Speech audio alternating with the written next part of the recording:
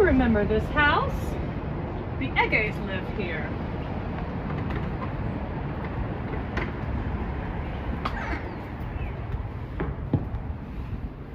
Oh.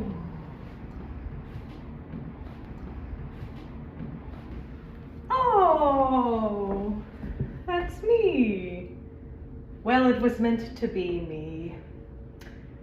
Didn't quite get the eyes correct. Look a bit luminous there. This portrait was done just before my marriage to Charles. I was 15 years old and ready for a lifetime of happiness with my Charles. How little did I know. It would only last for 3 years. And while here in Richmond, I performed quite regularly in the theater. Oh. Yes, that is the building. That is the new theater in Richmond. It was not ablaze when we performed there. My, the play that night must have set the house on fire. Oh. Dear Mrs. Allen. Oh, I remember this lovely lady, Mrs. Frances Allen, and her husband, John. We won't discuss him. She's a lovely lady. I remember when I was in Richmond, that last summer and fall,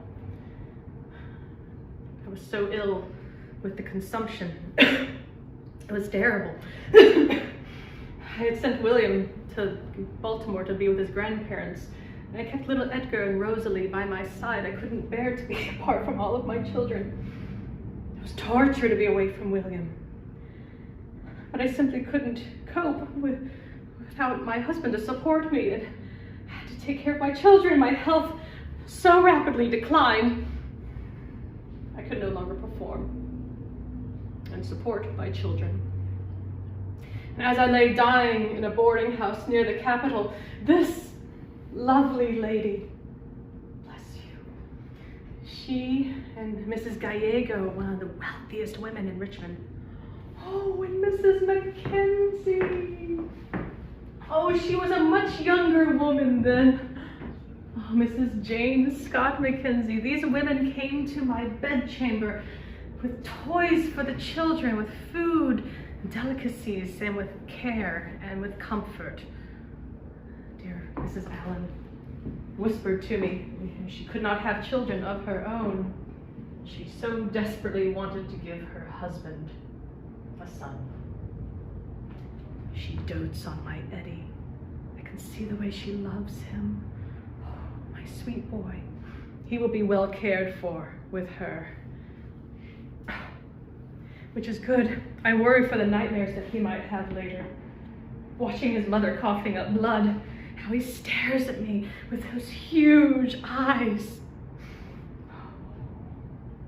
Oh. Oh. Well, that young man resembles a young David. That's perhaps how my David looked just before I met him. I do wonder where he is.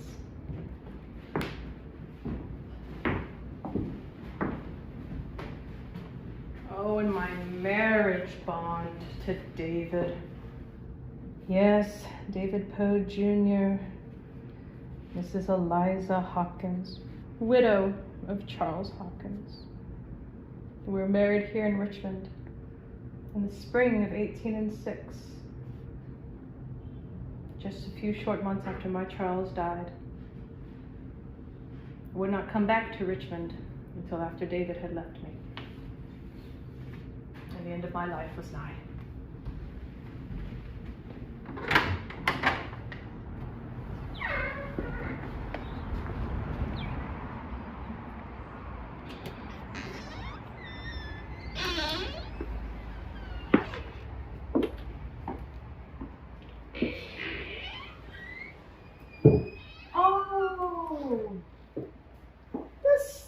Lady.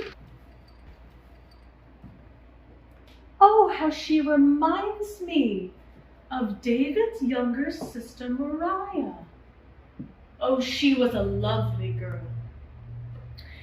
See, David's family was one of rank and distinction in the city of Baltimore, where his father, Major David Poe Sr., was a hero of the Revolution. He had spent a good bit of his own purse to care for the troops around Baltimore, and he and the Marquis de Lafayette had become friends. He was still a man of great honor. The people of Baltimore called him General Poe. When I went and I met him, I remember meeting his lovely wife, his lovely daughter. David had several siblings. David was very pleased to introduce his wife to his family, but I don't know that his family was quite as pleased. You see, his father had wished for his son, his namesake, to be a lawyer. David wished to be an actor, and so he left the law office where he'd been apprenticed, and that's when he joined our traveling band of bards and ended up performing here in Richmond with me and Charles, and marrying me here in Richmond after Charles's death. But Mariah, I remember Mariah was one of the sweetest people in the family. This child looked so like her. She was 15 or so when I met her. She was so charming. And apparently she was quite charmed by me. Oh, what a daunting, ungainly bird of yore. She is one of the muses. Edgar Allan Poe, whose parents, David Poe Jr. and Elizabeth Arnold, well, that's not her. My mother went by Elizabeth Arnold. I was always Eliza. I know they hid me. It does make me think of my mother. My dear, beautiful mother, who introduced me to the stage and taught me all that she knew.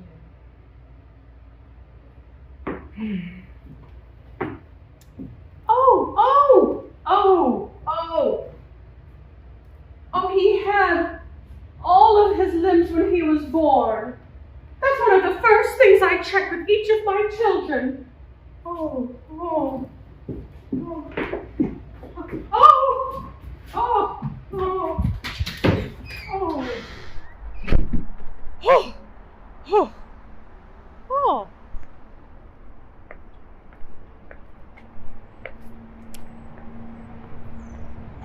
These plants remind me of Charleston. Oh, how lovely. Charleston has palms like this all over. It was in Charleston I last performed a full season with my dear mother. You see, my mother was a wonderfully talented actress, formerly of the Covent Garden Theatre in London, you know. And she and I came to this country when I was only 8 years old, and she was so talented, so well received by the audiences, how they enjoyed her. I do wish you could have seen her upon the stage. She was so lovely. She remarried, as my father had died some years before. And within a year's time of us arriving in these states, we'd provided delightful diversions for audiences in Massachusetts, Rhode Island, Maine, New Hampshire, Connecticut, and New York before traveling by boat to the coast of South Carolina. It was a terribly hot summer. It was 1798. I remember we were traveling from Charleston to the Virginia capital of Richmond, traveling through North Carolina. There are so many terrible fevers in the air. Mother caught one of the fevers. The yellow fever. It's terrible, terrible way to die. It was so terrible to watch her succumb, my best friend. I've never quite got over the loss of her. She taught me everything I knew. She was my constant companion and my dearest, dearest friend. And soon my stepfather left me. By then we were in Philadelphia, and I found myself quite in a state of independence at the age of 12. Oh, but this is a lovely garden. You know, I took my children to Charleston. Well, Edgar, at least. He was a wee babe. David had just left us in New York. I did not wish to return to Boston, where I'd had such successes with him and where we'd given birth to our 2 little boys. And so I returned to the South, traveled to Charleston, and then I returned to Richmond. And this is where I would meet dear Mrs. Allen and dear Mrs. Mackenzie. And this is where my boy would grow up. But that building says, "A mysterious death." Oh, no, I don't like the sound of that, no. I wonder if it's about David. Start over. Hello, my name is Eliza Poe. My full name is Elizabeth Arnold Hopkins Poe, but please call me Eliza. My mother was Elizabeth. My mother was so talented, so lovely. We came to the States in 1796 when I was but 8 years old, and we were very popular upon the stage.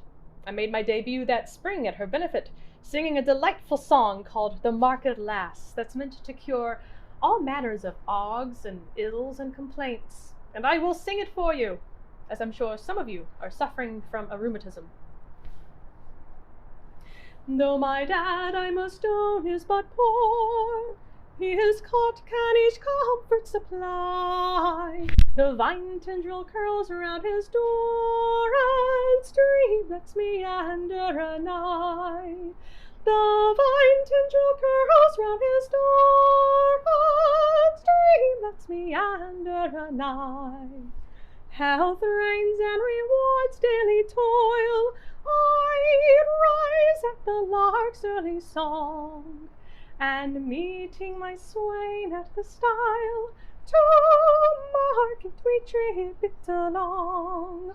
To market I trip it along. To market I trip it along. I remember the audience said that I was astounding. And thereafter I performed quite regularly. And being a player upon the stage in that time was quite a challenging career. You see, we had no permanent address. We had to follow the season. So every several weeks or months, we would travel to a new town or new city where we would entertain those occupants before moving on yet again. We performed quite a lot those first few years, traveling all across this young country. My mother died when I was 11 years old. My stepfather and I continued to perform and travel, but then he left me in Philadelphia to pursue his own fortunes, and I found myself quite in a state of independence. I was 12 years old, and I was performing with the Chestnut Street Theater. This was the largest, the most ornate, the most beautiful theater in America. It was under the management of a brilliant actor named Thomas Wignell, who was a favorite of President George Washington. And he had seen great promise in me, which I saw as a direct testimony to my mother's constant care and teaching and what she had given me of her skills. My life became the theater, my family the players. And over the next few years, as my repertoire and figure took shape, I did what any young girl would do. I fell in love. We were married in Alexandria. I was 15, he was 18. His name was Charles Hopkins. He was such a talented, handsome man. Oh, so talented. Oh, how he'd have the audience laughing, almost falling out of their seats. We were married for 3 years, and he managed our band here in Richmond, where the plaudits for our little company filled the reviews. Several actors joined us during that time. I remember one young man, when David joined us. David was from Baltimore, and he fancied himself an actor. Charles saw promise in him, but we were to work with him, you see. And then when Charles became ill, he died of the same terrible disease that took my mother, the terrible, terrible yellow fever. Oh, to be able to forget those endless nights in the black vomit. I was widowed at the age of 18. David and I were married the following spring, here in Richmond. And then we traveled to Boston. I'd not been there since my debut 10 years before. I loved Boston so much.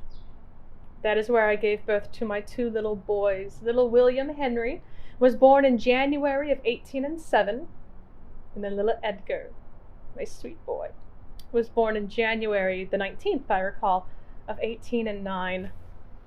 My boys were so brilliant and so beautiful. After William's birth, however, our family came under some strain. You see, David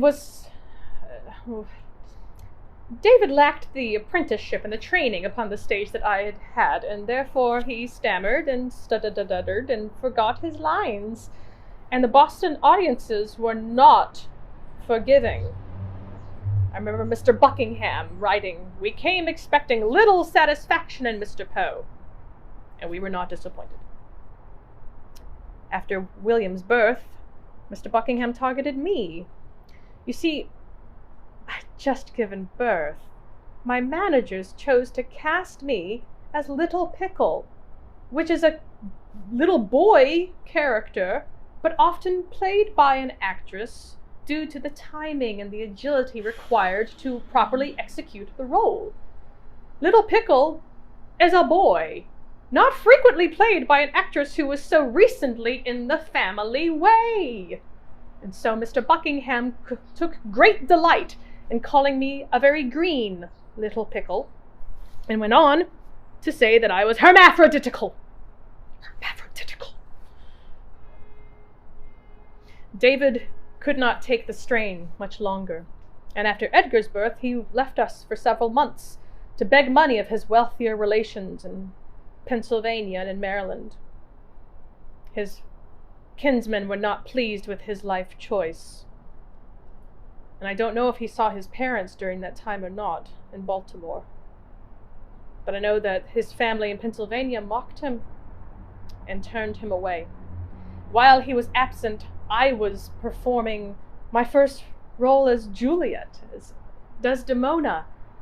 I was performing opposite a great actor and receiving wonderful acclaim while caring for my toddler and my infant without the support of my husband's presence or paycheck. He did not wish to hear of my successes when he returned from his unsuccessful sojourn southward, but he did make the decision that we would move from Boston to New York. And I did not wish to leave Boston, but he thought he would have better success in New York. Alas, the reviewers there were, if possible, less kind than they had been in Boston. The strain became too much. He began drinking more heavily, unable to perform, and then he left us. I don't know what happened to him. Oh, where can fly my soul's true love? Sad I wander this lone grove, sighs and tears for him I shed. Henry's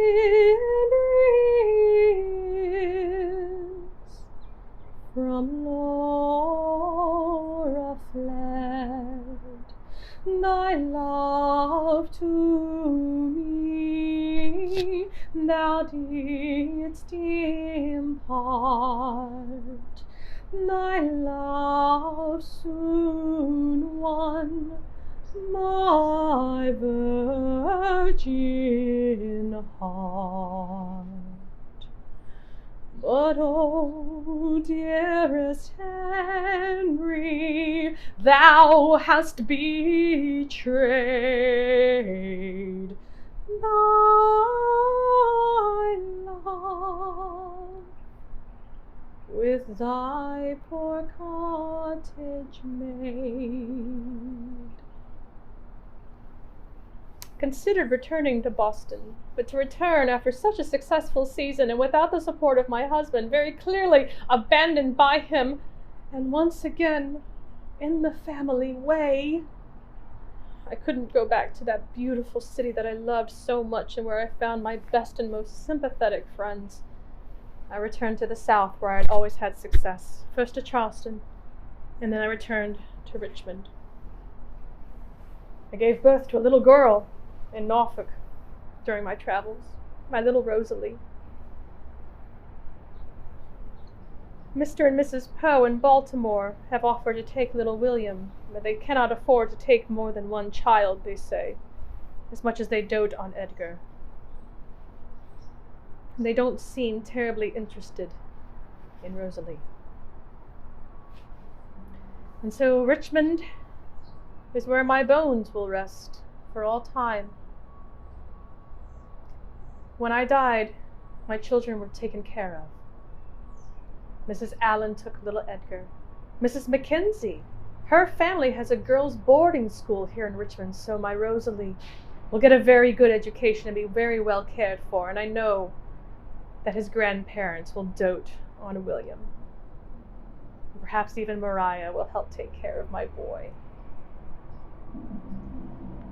I was only 24 years old when I passed, and I left behind 3 beautiful, brilliant children, a repertoire of nearly 300 roles, and the unfulfilled promise of a great theatrical career.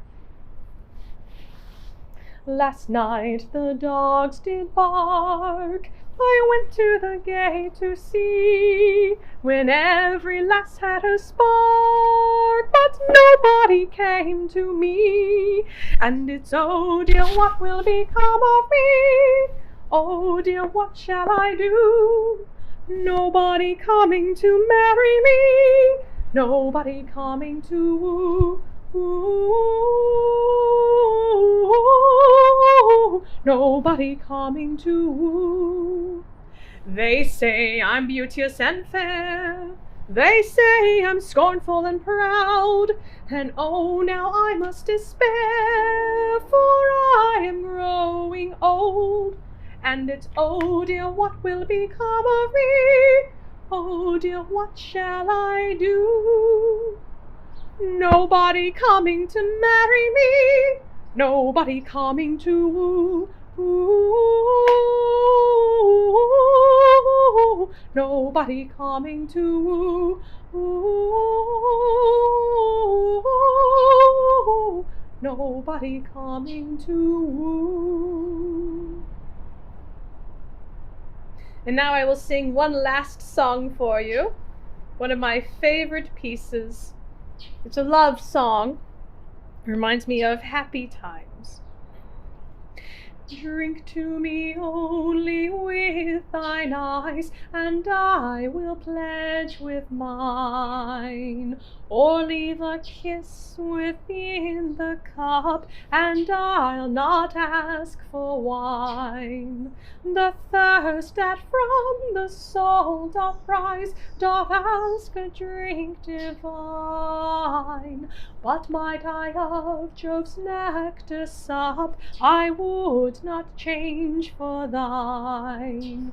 I sent thee late a rosy wreath, not so much honoring thee, as giving it a hope that there it could not withered be. But thou thereon didst only breathe, then sent'st it back to me. Since when it grows and smells, I swear not of itself, but thee. I do thank you for letting me share my story with you. I hope that sometime you might come here to Richmond and pay your respects at my grave, where I'm buried at the church on the hill. Maybe you will visit some of my son's spots where he visited and grew up here in this town, this kingdom by the sea. Thank you.